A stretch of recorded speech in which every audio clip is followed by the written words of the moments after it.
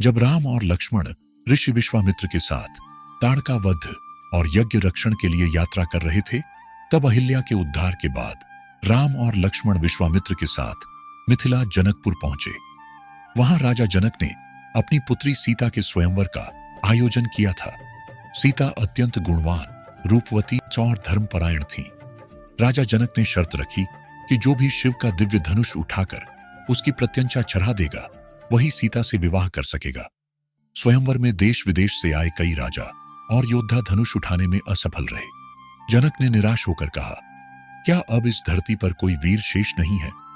यह सुनकर ऋषि विश्वामित्र ने श्री राम को धनुष उठाने का आदेश दिया। श्री राम ने विनम्रता के साथ गुरु की आज्ञा स्वीकार की। उन्होंने बड़ी सहजता से शिव धनुष को उठाया और उसकी प्रत्यंचा चढ़ाते समय उसे तोड़ दिया।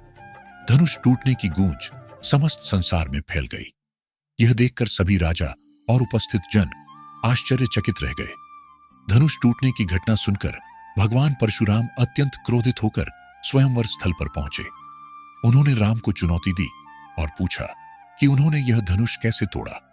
श्री राम ने विनम्रता और धैर्य से परशुराम के प्रश्नों का उत्तर दिया।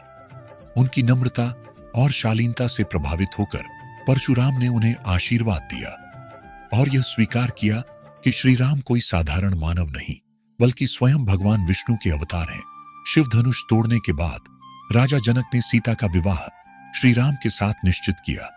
विवाह का आयोजन अत्यंत भव्य और वैदिक रीति रिवाजों के अनुसार किया गया।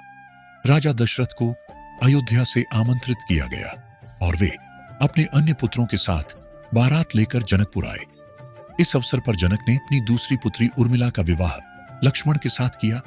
साथ ही जनक के भाई कुशध्वज की पुत्रियों मांडवी और श्रुतकीर्ति का विवाह भरत और शत्रुघ्न के साथ हुआ।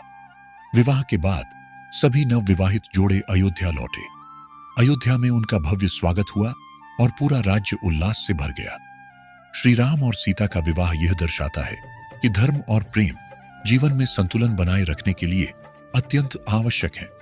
यह कथा भारतीय संस्कृति में आदर्श दाम्पत्य जीवन और कर्तव्य निष्ठा का उदाहरण प्रस्तुत करती है।